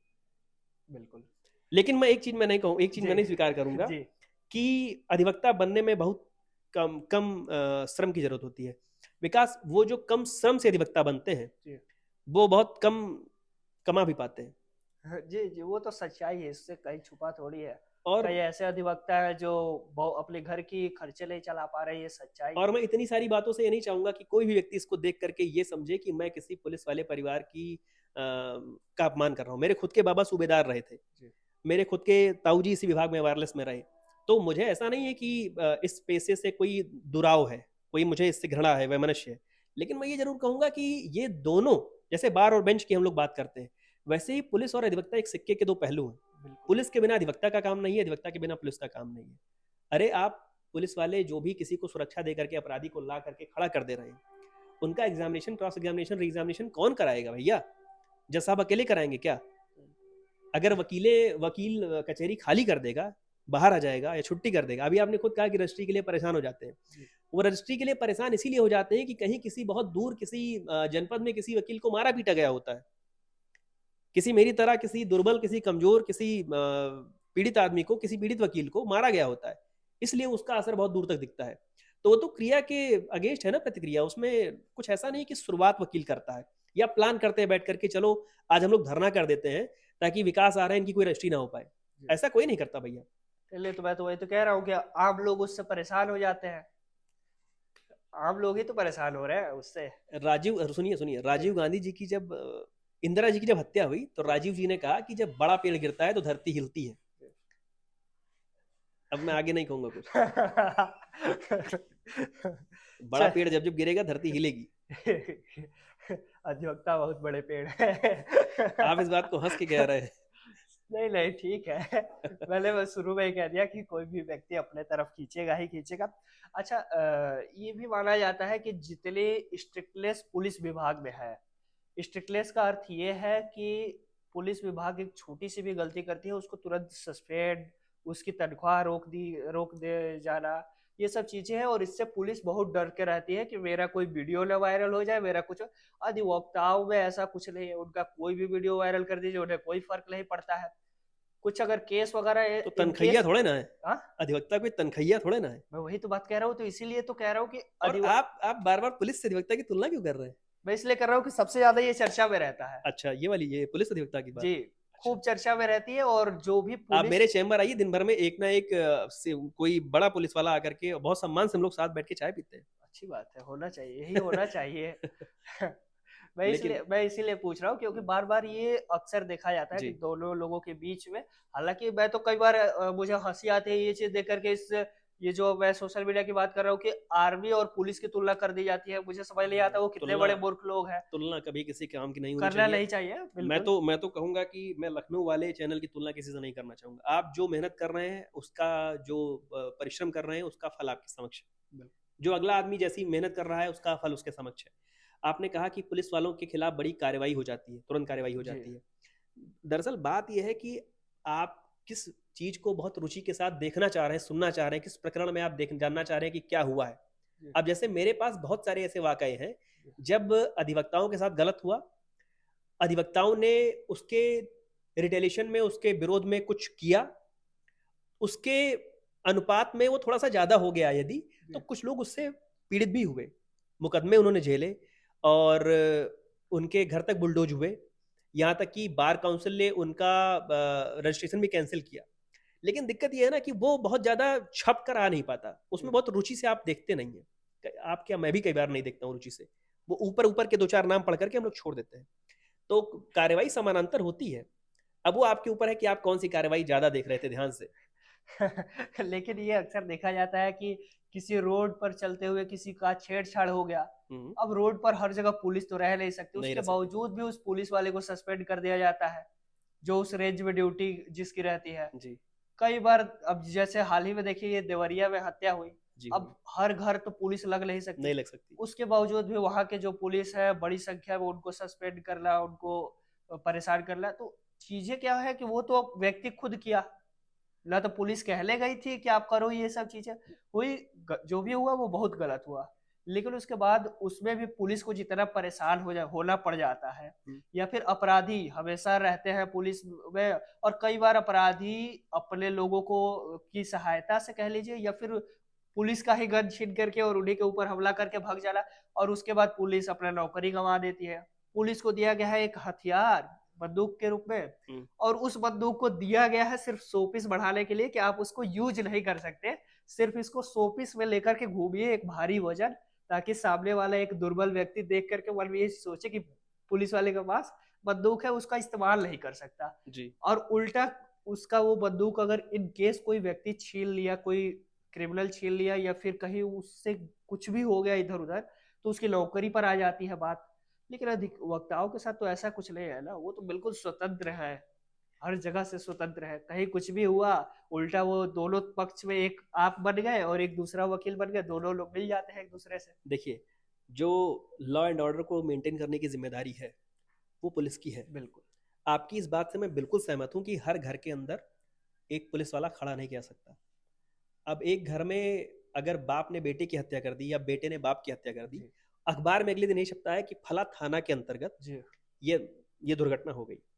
तो जो एक कॉपी बुक की स्टाइल में बोला जाए, जो पढ़ने में अच्छा लगने वाली बात बोली जाए कि लॉ एंड ऑर्डर मेंटेन करने की जिम्मेदारी पुलिस की है, इसलिए वो सारी की सारी चीजें पुलिस के अगेंस्ट जाती हैं। जी और आपने कहा कि वो अधिवक्ता का जो काम है, अधिवक्ता का काम तभी शुरू हो पाएगा ना जब वो कचहरी में या जब कोर्ट के अंदर वो किसी को ले आए। और इस बात से तो आप वाकिफ होंगे कि कई सारे ऐसे देशद्रोही और कई सारे ऐसे लोग हैं जिनका अभी आपने एक व्यक्ति का नाम भी लिया था, ये जब कचहरी आए हैं तो अधिवक्ताओं ने इनकी बहुत खातिरदारी भी की है। बिल्कुल की, ये मानते हैं ना? बिल्कुल।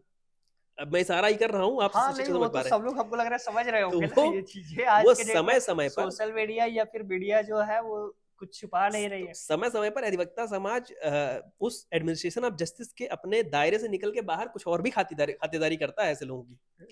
तो ऐसा नहीं है कि सारी की सारी जैसी जिम्मेदारी पुलिस वाले की है, कुछ जिम्मेदारी हम लोग अपनी समझ लेते हैं, भले वो मिली नहीं है तो क्या हुआ, हम लोग मिली करते नहीं है हैं। फिर भी कर लेते हैं। कई नेताओं के साथ जो करते हैं वो भी कई लोग पसंद नहीं करते हैं।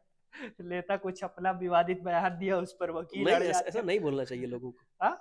लोगों को गलत नहीं बोलना चाहिए। लोगों को गलत नहीं बोलना और चाहिए। गलत बोल के फिर कचहरी नहीं आना चाहिए। नहीं, मैं वही कह रहा हूँ ना कि अधिवक्ता तो बोल दिया उनके साथ कुछ नहीं हुआ, लेकिन पुलिस अगर 1% कुछ अपनी मन की बात बोल ऐसा दिया। नहीं है, कभी वो हो सकता है अधिवक्ता भी अकेले रहे, कहीं कोने किनारे रहे, तो हो सकता है उसके साथ भी दुर्व्यवहार दुर्घटना हुआ हो, वो उतना चर्चित ना हुआ हो, लेकिन समूह में किसी ने किसी के साथ कुछ कर दिया तो वो ज्यादा चर्चा में आ जाता है, जी लोग पीड़ित हो जाते हैं। हाँ, अब मैं तारीफ करना चाहूंगा कि हर दिन नए कानून बन रहे हैं, हर बन रहे दिन बदलाव आ रहे हैं। बदलाव कह लीजिए या फिर जज साहब अगर कुछ ऐसा डिसीजन दे देते हैं तो उसको वकील बहुत संभाल के रखते हैं ताकि उसको भविष्य में इस्तेमाल कर कर सके। सके।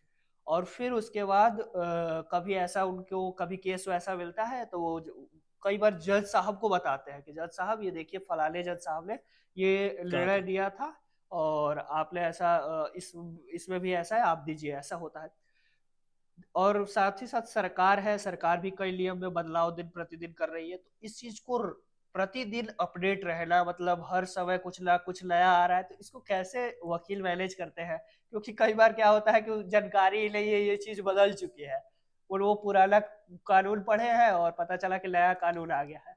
चलिए, इतनी देर में आपने एक सकारात्मक बात कही कम से कम। नहीं, मैं बहुत सारे सकारात्मक बातें मैं यहाँ पर कहा। आपको इश्यू बताऊं, जी जैसे अब मैं, हो सकता है अभी आपको लगे कि पहले जवाब नहीं था, अब जवाब इनके पास आ गया, जी ऐसा भी है।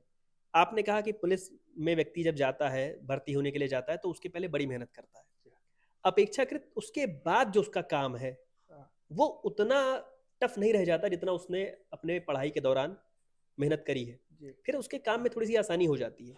मैं उस स्थिति में नहीं कह रहा हूँ जब लॉ एंड ऑर्डर गड़बड़ाया हुआ, जी जी सामान्य दिनों की बात कर रहा हूँ, सामान्य पुलिस वाले की बात कर रहा हूँ। लेकिन अधिवक्ताओं के साथ ऐसा नहीं है। हर दिन सीखना है, और हर दिन कोई भी नया कानून आया तो कितनी जल्दी हम अपडेट हो जाए, कितनी जल्दी मेरी एक राय इस पर बन जाए, कितनी जल्दी कचहरी में कल जाकर चाय पर हम इस चीज को बताएं कि नहीं अरे ऐसा नहीं है, ऐसा है।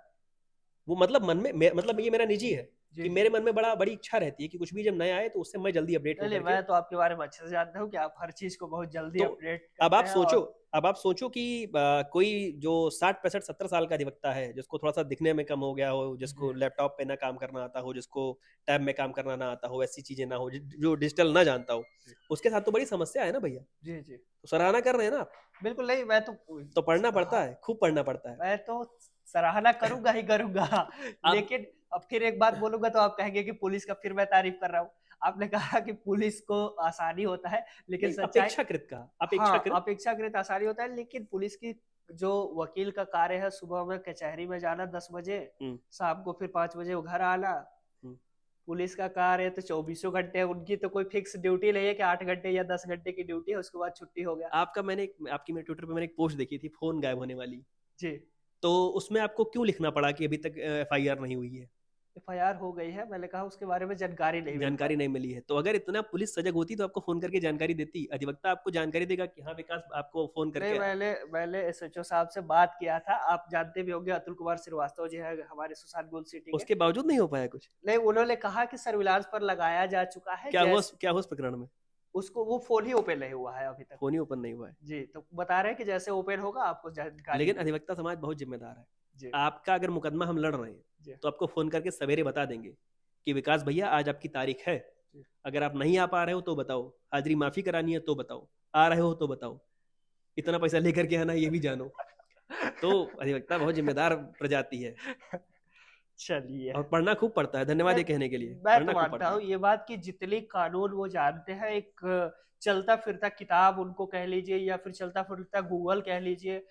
सच्चाई है कि हर व्यक्ति को कानून के बिना तो रह नहीं सकता, हर व्यक्ति को वकील की जरूरत पड़नी है, और हर समय फोन करके रात को 12 बजे भी फोन किया जाता है, ऐसा नहीं। कानून भी जानना है और कानून का लूपहोल भी जानना है। जी जी बड़ा वकील है, जो बड़े जी वकील हैं हमारे, वो ये चीज कहते हैं कि कानून तो चलो ठीक है पढ़ रहे हो, अच्छी बात है, क्योंकि तुम कानून बहस करके कितना जीतोगे, जी तुम कानून के लूपहोल्स भी जानो। तो वो सब पढ़ने के लिए तो बहुत समय लगता है, बड़ी मेहनत करनी पड़ती है, वो सबके बस की नहीं है। जी। तो मेरी बहुत रुचि थी कि भैया से कि थोड़ा नीचे चलिए, नीचे मुझे कुछ अपने दर्शकों को दिखाना था, इसलिए मैंने कहा। और भैया आगे नीचे थोड़ा सा, पहले आप यहाँ दिखाइए, ये चेहरा आप पहचानिए, थोड़ा सा दाढ़ी बढ़ा हुआ है अभी थोड़ा। ये उस- उस- इंडिया टुडे ने हमारी फैकल्टी को 10वें नंबर पर रखा था। जी लखनऊ विश्वविद्यालय की जो लॉ फैकल्टी है वो स्टेट यूनिवर्सिटीज़ में लॉ फैकल्टी के मामले में 10वें नंबर पे थी। इंडिया टुडे ने उस टाइम इसकी रैंकिंग करी थी। अच्छा। और बाकी ये जिस समय नैक की टीम आई थी, अभी हाल में जब नैक जी की जी टीम आई थी, तो ये सारी दीवारों पर एक ये सारी कटिंग्स का था। जी हमारे जो लॉ फैकल्टी का एक यूट्यूब चैनल था, वो जी पूरी मैं बताऊं आपको जी। कि पूरे विश्वविद्यालय में सबसे ज़्यादा चर्चित अगर कोई यूट्यूब चैनल था तो हमारी लॉ फैकल्टी का था, क्योंकि कोविड के समय सारे लेक्चर वहीं पर अपलोड होते थे। और ये ढेर सारे जो कार्यक्रम उस समय हुए थे और वर्तमान में भी लगातार होते रहे हैं, जी उनका है। ये जो मुझे छोटी सी एक जिम्मेदारी मिली थी उसकी कटिंग है। जी। विदेश बाकी के छात्रों को मिली बड़ी जिम्मेदारी। और बाकी, अच्छा, ये इनके बारे में जरा हमें बताइए। हमारे पहले डीन साहब थे, सीपी सिंह साहब थे, और वो उन्हीं के अंडर में मेरी पीएचडी, अभी जो जो रिसर्च का काम है मेरा उन्हीं के अंडर में है। 2019 से लेकर के जुलाई 2022 तक वो यहाँ के डीन थे। जी। जी। और बाकी ये कई सारी तस्वीरें हैं, हाँ, वो न्यूज़पेपर की कर्मियों कटिंग की है। वगैरह का है, कॉफी विद वीसी का है। जी ये एक उद्घोष करके कार्यक्रम था उसका है। बाकी जी। जो बच्चे उस समय कहीं कुछ कार्यक्रम वगैरह किए थे, ये उनका है। तो ये जितने न्यूज़पेपर की कटिंग देखेंगे उसमें बड़ी संख्या में भैया मौजूद है। और अब हम लोगों के प्रश्न पूछेंगे, लेकिन हम चाहेंगे कि बाहर हाँ, चला आते जाए। हैं, चलिए। तो पीछे देख रहे होंगे फैकल्टी ऑफ लॉ विधि संकाय, ये जो लोग यहाँ पर एलएलबी कर रहे हैं या बीएलएलबी कर रहे हैं उनके लिए तो ये इतना आम होगा, क्योंकि रोजाना जाना आना यहीं से है। लेकिन जो लोगों का एडमिशन नहीं हो पाया है, वो लोगों की बड़ी रुचि होगी इसके अंदर पढ़ने की। और जो लोग भविष्य में एलएलबी करने में रुचि रखते हैं, बहुत लोग हैं ऐसे, बहुत बड़ी संख्या में ऐसे लोग हैं जिनकी रुचि है एलएलबी करने की। तो वो लोगों के लिए यहीं से आना आना होगा भविष्य में भी। और बाकी बताओ ना। भैया मैं लोगों का सवाल पूछूंगा। जी बताइए, कुछ कहना चाहते नहीं, मैं कह रहा था ये ऐतिहासिक पवित्र द्वार है, दिखा दीजिए हैं? नहीं जूम बिल्कुल करके। ऐतिहासिक तो है, और हमको तो इतना ये डिमांडिंग, ये गजब डिमांडिंग कोर्स है। ये क्या ऐसा कारण द्वार, मानते हैं इसका डिमांडिंग होने का इतना एलएलबी का? गुणवत्ता है। ऐसा नहीं है कि बस लोग पास होते जा रहे हैं, जी। यहाँ से निकल के लोग, मुझे लगता है नॉर्थ इंडिया में अब शायद ही कुछ ऐसे जिले होंगे, यूपी का, बिहार का, झारखंड का, जहाँ कहीं ना कहीं हमारे यहाँ का पढ़ा हुआ कोई हमारा छोटा बड़ा अलुमनाई जो भी है वो जज के रूप में काम न कर रहा हो। बहुत सारे जगहों पर हमारे यहाँ के लोग असिस्टेंट प्रोफेसर हो रहे हैं। तो मतलब अब गुणवत्ता बहुत बढ़ चुकी है, तो गुणवत्ता बढ़ी है तो मांग तो जाहिर सी बात है हो जाएगी। हो जाएगी। चलिए अब हम लोगों के प्रश्न शुरू करते हैं, और सबसे पहले हम सवाल पूछेंगे विराट पांडे जी का। आपको बता दें, इन्होंने भी बहुत दिनों से हमें अपील किया था, हमें सलाह दिया था कि आप भैया का इंटरव्यू करिए। तो उन्होंने पहले आपको सादर प्रणाम भैया बोला है, और फिर आगे उन्होंने कहा कि सवाल नहीं है, सुझाव चाहता हूँ कि आपकी जीवन की यात्रा इतने सादगी से और इतने प्रभावशाली कैसे बनी। सुझाव चाहते हैं, इतनी सादगी से सादगी और प्रभावशाली कैसे बनी? प्रभावशाली कैसे बनी, क्योंकि आपसे प्रभावित लोग होते हैं बड़ी संख्या में। अच्छा, तो मैं इसे फिर से ईश्वरीय कृपा मान लूंगा। और जो भी आप सोच करके अपने घर से निकले थे वो करते रहिए। यहाँ बहुत सारे हर्डल्स हैं, बहुत सारे भटकाव हैं, तो उन भटकाव में अपने को व्यस्त किए बिना, उसमें अपने को संलिप्त किए बिना, क्योंकि जब आप 5 साल की डिग्री करके जाते हैं यहाँ से, या 3 साल की डिग्री करके जाते हैं, तो आपके पास 6 मार्कशीटें होती हैं, या मैं कहूँ किसी भी कोर्स में हो, 4 साल के कोर्स में, 5 साल के कोर्स में, तो आपके पास डिग्री के 5-6 टुकड़े, मतलब 5-6 पीस होते हैं, उसके अलावा तो कुछ होता नहीं है। तो क्यों ना बस केवल उसको बेहतर बनाने के लिए काम किया जाए। आप बहुत मृदुभाषी थे, आप बहुत सहयोग करने वाले थे, आप कैसे थे, उसका कोई प्रमाण पत्र मिलना नहीं है आपको। जी, जो मिलना है आप उसके लिए मेहनत करिए, आप अपने आप सादगी और प्रभाव सब बना ले जाएंगे। बना ले जाएंगे। आगे शेख अब्दुल जी प्रश्न पूछना चाहते हैं कि सादर प्रणाम सर जी, एक अच्छा और सफल अधिवक्ता बनने के लिए एक मध्यम वर्गीय विद्यार्थी युवक को क्या करना चाहिए? 3 चीजें जो मुझे मेरे गुरु बताते थे अच्छा। कि कानून, कपड़ा और किताब, अच्छा। 3 के बताते थे कि एक तो सबसे पहले आपको कानून की जानकारी होनी चाहिए। आप सोचिए कि अभी नहीं पढ़ेंगे और बाद में कचहरी में जाके सीख लेंगे, या मुझे कोई मेरा सीनियर सिखा देगा, तो ऐसा बिल्कुल नहीं है। सीनियर सिखाएगा नहीं आपको, सीनियर आप जो सीख करके आए हो उसको मांझेगा, उसको तरासेगा, थोड़ा बेहतर बनाएगा। दूसरी चीज़ है कपड़ा। कपड़े से मतलब केवल पैंट शर्ट से नहीं है, कपड़े का मतलब ये है कि आपकी वेशभूषा, आपका सहन, आपका रहन, आपका चाल चलन आपको बहुत आगे लेके जाएगा। अभी आप इस वेशभूषा में आप कचहरी में चले जाओ, बहुत विद्वान वकील हो, तो जज साहब आपका जिसको लोड बोलते हैं, जिसको वजन बोलते हैं, वो नहीं करेंगे। हो सकता है आप बहुत विद्वान वकील हो, लेकिन आप एक आम अधिवक्ता हो और आप पूरा सूटेड बूटेड होकर के आप तरीके से जाओ। जैसे आप कभी किसी बड़े वकील के यहाँ पर जाते हो, या जो आपकी परिभाषा है बड़े वकील को समझने की, देखने की, उसका चैम्बर आप देखते हो कि कितनी किताबें हैं, कितनी फाइल्स हैं। अभी आप मेरे चैम्बर आओ या मेरे पास आओ और मैं हवाई चप्पल पहन करके और लोअर टी शर्ट पहन करके बैठा हूँ, मेरे पास एक फाइल हो और वहाँ पर गंदगी हो, तो आप, मैं कितना भी विद्वान हूँ, आपके दिमाग में वो इंप्रेशन आएगा नहीं। लेकिन कोई सामान्य सा भी आदमी अगर अपनी दुकान, अपना चैम्बर बढ़िया सजा करके बैठा है, खूब ढेर सारी किताबें रख करके बैठा है, तो आप निश्चित उससे प्रभावित होगे और अपना मुकदमा आप उससे दे करके आओगे, बिना सोचे विचारे कि ये जीतेगा कि हारेगा। बस मन में आपकी विश्वास आ जाएगा कि ये जिता ले जाएंगे। तो कानून, कपड़ा और किताब। किताब मीन्स भाई विद्वान आप जितने रहोगे, जितना पढ़ करके जाओगे, आप सफल हो जाओगे। 3 चीजें, कानून, कपड़ा, कपड़ा, किताब। 3 चीजें। ये 3 चीजें आपके जीवन में बहुत जरूरी है। फिर आप मध्यम वर्गीय है, और या फिर कैसे भी है, किसी भी प्रकार से उसमें लोअर क्लास, मिडिल क्लास कुछ भी मायने नहीं रखता। मैं खुद लोअर मिडिल क्लास से हूँ और मुझे कभी कोई ये इसमें स्वीकार करने में कोई हर्ज नहीं हुआ, और ना तो मुझे कभी लगा कि मैं वहां पर मुकदमा लड़ने जाऊंगा तो जज साहब पूछेंगे कि पहले अपना इनकम सर्टिफिकेट दिखाओ। जज साहब ने कभी इनकम सर्टिफिकेट मांगा ही नहीं। जज साहब तो देखते हैं कि आप कैसी बात कह रहे हो, आपका अपने मुवक्किल को पेश करने का तरीका कैसा है, बस इतना सा है। इतना सा। आगे मेहरबान अली जी कह रहे हैं कि मैंने जब आपका पोस्ट डाला था तो ये डाला था कि स्टूडेंट डी। जी जी। ये चूंकि ओल्ड कैंपस में बिल्कुल नहीं है, नहीं ऐसा नहीं चीज नहीं। है, तो ये क्या होता है, जरा हमको बताइए। ये जिस समय सीपी साहब डीन थे, इस पर बड़ा मैं जानता हूँ बड़ा सवाल रहता है इस पर कटाक्ष भी होते हैं, सवाल भी है। कटाक्ष नहीं, ये लोगों के लिए रुचि का विषय है कि ये होता नहीं, मैं क्या आपको मैं निजी बता रहा हूँ कि इस पर कटाक्ष जैसा भी कुछ है। मैं इसको भी स्पष्ट कर दूं। जैसे कभी कभी लोग इसमें कंफ्यूज करते हैं स्टूडेंट डीन में और डीन स्टूडेंट वेलफेयर में। अच्छा। तो वैसा कुछ भी नहीं है। डीएसडब्ल्यू जो पद है वो लखनऊ विश्वविद्यालय का एक स्थापित संस्था जैसा पद है और बहुत सम्मानित पद है। जो स्टूडेंट डीन की बात है वो केवल ऐसा है कि वो जैसे डीन साहब के पास बहुत सारे काम हैं, डीन साहब के पास बहुत सारे दायित्व जिम्मेदारियां हैं जिनको थोड़ा सा हल्का करने के लिए सीपी सिंह साहब ने अपने समय में 3 अप्रैल 2000 मुझे लगता है 21 या 22, एक बरस से ज्यादा हो गया है, 22 को हुआ होगा, एक बरस मतलब 2022 को उन्होंने ये किया था, जिस समय नैक की टीम को आना था। और फिर मेरे अंडर में मतलब मेरे दिशा निर्देशन में कई सारी कमिटीज बनी थी जो नैक के समय में नैक की टीम का स्वागत करने से लेके उनके सैनिटेशन को लेकर के, उनके वेलकम को लेकर के, और विश्वविद्यालय के लाइब्रेरी कमिटीज को लेकर के बहुत सारी ऐसी कमिटीज बनी थी। उस समय का वो था। तो वो काम का वो जो उस पद का मतलब है वो मात्र इतने से है कि जो डीन साहब के पास मतलब जो ऐसा नहीं है कि मैं उनकी साइन कर देता हूँ, लेकिन उनके पास बहुत सारे काम है, तो उसमें से कुछ काम मैं उन तक पहुंचने का एक माध्यम हो सकता हूँ।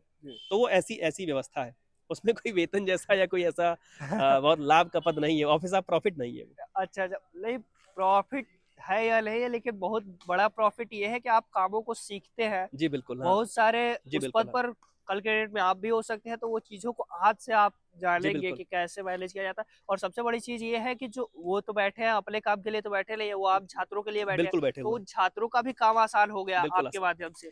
और जो भी विश्वविद्यालय में इवेंट है, कार्यक्रम है, या जो भी कुछ ऐसा रचनात्मक कार्यक्रम होता है, उसमें मैं प्रयास करता हूँ कि स्वयं भी और हमारे साथ के जो भी लोग हैं वो बढ़ चढ़ करके हिस्सा लें और उस कार्यक्रम में सबकी सहभागिता सुनिश्चित हो और बच्चों के साथ साथ विश्वविद्यालय का विकास हो। बिल्कुल। आगे हमको लग रहा है ये आखिरी प्रश्न है, प्रिया मिश्रा जी का प्रश्न है, सर एंट्रेंस कैसे क्रैक करें? देखिए ये प्रश्न पर मैं चाहूंगा ना आप इतना अच्छा से बता दीजिए ना कि कम से कम 100 में से 20 प्रश्न बच्चे आपके बताए हुए चीजों से निकाल ले। देखिए लखनऊ विश्वविद्यालय में जो विधि संकाय की अगर बात करें तो 2 प्रकार के कोर्स है, LLB 3 इयर्स का, LLB 5 इयर्स का। अब मुझे प्रिया के सवाल से लग रहा है कि 3 इयर्स या 5 इयर्स का वो क्लियर नहीं हो पा रहा है, लेकिन मैं कहूँगा कि अगर आप LLB 3 इयर्स का एंट्रेंस बीट करना चाहते हो तो अभी से आपके लिए सबसे बढ़िया जो एक किताब है लूसेंट है। आप लूसेंट से प्रयास करिए, पॉलिटी को पढ़ना है, क्या कहते हैं उसको, इंडियन पॉलिटी को पढ़ना है। और इंडियन पॉलिटी में आपको जो पहला स्वतंत्रता संग्राम हुआ वहाँ से लेकर के जो संविधान के निर्माण तक की जो व्यवस्था है वहाँ तक साइंस से सवाल आते हैं। साइंस में सबसे अधिक जो सवाल आते हैं फिजिक्स से सवाल आते हैं, केमिस्ट्री से, बॉटनी से, जूलॉजी से इक्का दुक्का सवाल आते हैं, नंबर्स को लेकर के सवाल आते हैं। तो अगर आप 3 इयर्स के एंट्रेंस को देखें, टोटल 320 सीटों में अगर आपको अपनी जगह बनानी है तो आपको पॉलिटी का बहुत अच्छा ज्ञान होना चाहिए, आपका सिविक्स का जो पोर्शन है बहुत मजबूत होना चाहिए, और उसके लिए कोई ऐसी लखनऊ विश्वविद्यालय से संबंधित गाइड नहीं आती है, तो आप उस गाइड के चक्कर में पढ़ने के बजाय लूसेंट से पढ़ना शुरू करिए। लूसेंट आपके लिए बहुत कारगर होगा। अगर आप इंटर के बाद 5 इयर्स कोर्स में आप पढ़ने के लिए आना चाहते हैं तो आपने इंटर लेवल तक जो मैथ्स पढ़ी है, इंटर लेवल तक जो आपने नंबर सिस्टम पढ़ा है, इंटर लेवल तक जो आपने इंग्लिश के वोकैब्स पढ़े हैं, जो उसमें आपके पास पार्ट ऑफ स्पीच वगैरह होते हैं, कुछ फ्रेज से सवाल आते हैं, उस प्रकार के हैं।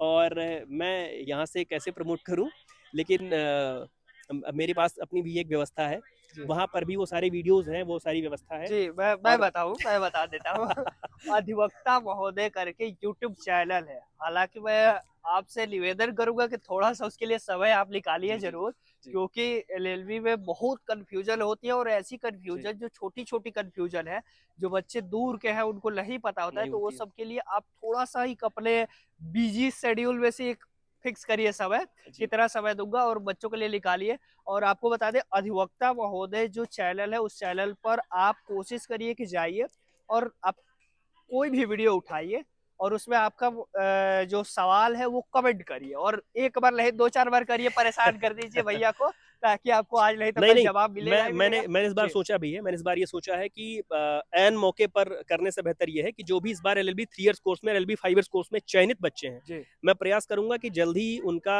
मेरी थोड़ी सी थीसिस आगे बढ़ जाए जी। मैं जल्दी प्रयास करूंगा कि जो भी चयनित बच्चे हैं उनका एक एक करके, दो दो करके साक्षात्कार कर दूंगा। हाँ। तो वो जो भी लोग 3 इयर्स कोर्स में, 5 इयर्स कोर्स में, एलएलएम के कोर्स में भी एडमिशन लेना चाहते हैं, उनके लिए बहुत ही कारगर हो जाएगा, बहुत फायदेमंद हो जाएगा। बिल्कुल। अधिवक्ता महोदय नाम से चैनल आप सर्च कर सकते हैं, या बहुत जल्दी मैं उसको प्रयास करूंगा कि आपके बीच में लेकर के आ जाऊं।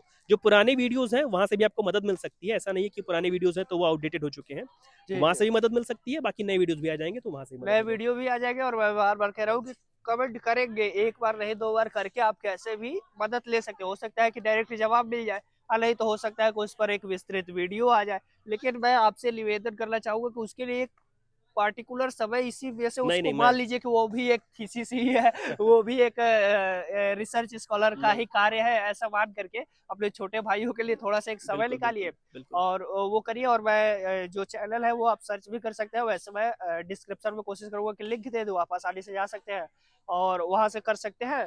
भैया बाकी यहाँ पर तो बात समाप्त हुई। अंत में मैं ये एक सलाह लूँगा आपके लिए कि जो बच्चे वकील बनना चाहते हैं, भविष्य में एलएलबी करना चाहते हैं, उनके लिए क्या सलाह है? पूरी सलाह ही थी वीडियो में, लेकिन फिर भी एक एक सोशल सामाजिक सलाह क्या देंगे? एक बात आपके सवाल से ही निकल करके आई थी बाहर, जी। और मैंने उसको पहले भी बोला था, मैं उसको दोहराऊं कि आप किसी व्यक्ति विशेष से प्रभावित हो जाइए। जैसे आप कभी लेखक बनना चाहते हैं, आप कभी कवि बनना चाहते हैं, गायक बनना चाहते हैं, तो आप किसी एक व्यक्ति विशेष से प्रभावित होते हैं। उस व्यक्ति विशेष के सकारात्मक पहलू से प्रभावित होते हैं, ना कि वो व्यक्ति। मुझे नहीं याद आता कि अगर कोई व्यक्ति गायक बनना चाहेगा तो वो किसी एक व्यक्ति के किसी अच्छे गाने से प्रभावित होने के बजाय 100 गायकों के किसी को मारने पीटने की वीडियो से प्रभावित होगा, या बड़े बिना बिना हेलमेट के गाड़ी जी, भगाते हुए जी, प्रभावित होगा। जी। तो ठीक वैसे ही अगर आपको जीवन में एक अधिवक्ता के रूप में अपने आप को स्थापित करना है, एक सफल अधिवक्ता के रूप में स्थापित करना है, तो प्रयास करिए कि आप किसी एक सफल अधिवक्ता के रूप में, आप किसी एक सफल अधिवक्ता को चुनिए और उसका प्रतिरूप बनने का प्रयास करिए। ना कि आप किसी भी वीडियो को उठा करके देख रहे हैं, वो प्रेशर ग्रुप होता है, जी। वो कोई अधिवक्ता समाज या कोई वो अपने लिए मॉडल नहीं है जिसको देख करके हम अधिवक्ता बनना चाहें। वो एक प्रेशर ग्रुप है, और प्रेशर ग्रुप थोड़ी देर के लिए होता है, आधे घंटे के लिए, 1 घंटे के लिए, या कहीं पर धरना हो रहा है तो उस धरने के खत्म होने तक। जी। और मैंने पहले कहा कि आपके पास तीन तीन चीजें होनी चाहिए। अपना रहन सहन सुधारिए। अपने आप को, अगर आप अधिवक्ता कहना चाहते हैं तो आपको स्वयं में महसूस करना पड़ेगा कि आप अधिवक्ता होने जा रहे हैं, तो आपको भी उसी प्रकार से चीज़ों का पालन करना पड़ेगा जिस प्रकार से आप कल को अपने किसी व्यक्ति की पैरवी कर रहे हो। आप खुद ट्रैफिक सिग्नल तोड़ करके आ रहे हैं और अगले गलत व्यक्ति की पैरवी भी कर रहे हैं, तो जो आप पूछ रहे थे तब वो गलत है, बिल्कुल गलत है कि आप पहले तो खुद भी गलत हो और ऊपर से आप सामने वाले व्यक्ति की गलत पैरवी करने भी चले आ रहे हो। तो अगर आप अपने आप को अधिवक्ता बढ़िया बनाना चाहते हैं तो कहीं भी प्रवेश, अच्छा हाँ, संस्थान बहुत मायने रखता है। प्रयास करिए कि किसी भी स्तरीय जगह पर एडमिशन लीजिए, किसी भी ऐसे जगह पर एडमिशन ना लीजिए जहाँ पर आपको केवल एक एग्जामिनेशन फॉर्म भर के आपको केवल एक जी, एडमिट जी। कार्ड इशू करने भर का वो संस्थान रहे। प्रयास करिए कि अच्छा एंट्रेंस बीट करिए। प्रयास करिए कि पहले दिन से अपने आप को ये मानकर चलिए कि मुझे अच्छा अधिवक्ता बनना है। 3 साल बाद मैं अच्छा अधिवक्ता अपने आप बन जाऊंगा, या मेरे सीनियर सिखा देंगे, या बनना शुरू करूंगा, ऐसा कुछ नहीं होता है। जिस दिन आप लॉ स्कूल में पहले दिन एडमिशन लेते हैं, आपकी तैयारी अच्छा अधिवक्ता बनने के प्रति उसी दिन से शुरू हो जाती है, और समाज के प्रति आप अन्य लोगों की तुलना में अधिक जिम्मेदार हो जाते हैं, क्योंकि आपका जो एक्शन है वो देखा जाएगा एक अधिवक्ता के रूप में, या एक लॉ। अब मैं कभी कभी ये चीज़ महसूस करता हूँ कि मैं गलती से अगर कभी मैं ही बिना हेलमेट के गाड़ी मेरी रोकी जाती है तो मैं बताने से कतराता हूँ कि मैं ये कर रहा हूँ, क्योंकि वो आदमी और डांटेगा कि जी। तुम नहीं जानते हो ये कानून। जी। तो जिस समय आप लॉ स्कूल में एडमिशन ले लेते हैं, उस समय आपके प्रति आपकी लोगों के प्रति जिम्मेदारी बढ़ जाती है। तो उस जिम्मेदारी को समझ लीजिए, बूझ लीजिए, आप अपने आप से बढ़िया अधिवक्ता बन जाएंगे। उसमें कुछ ऐसा जादू की छड़ी जैसा नहीं है। जी। चलिए और बाकी एलएलबी भैया ने इतने अच्छे समझाया कि ये सब जो रील के चक्कर में आ रहे हैं कतई वो मत नहीं। पड़ो, निवेदन हाथ जोड़ करके है, उसके हाँ, चक्कर में कतई मत पड़ो। कतई बताइए और जो पुलिस के प्रति आपके मन में नकारात्मक चीजें भरी नहीं नहीं, है ये भी दूर करिए, क्योंकि पुलिस एक ही परिवार के दो भाई, मैं तो बहुत ऐसे उदाहरण देखे हैं कि एक भाई वकील और दूसरे भाई पुलिस पुलिस बने हैं और अच्छा चीज एक है तो दूसरे के पूरक है, एक सिक्के के दो पहलू है, बिना पहलू है, बिना एक के दूसरे का काम ही नहीं चलेगा। काम ही नहीं चलेगा और दोनों आपके काम आने ही आने हैं।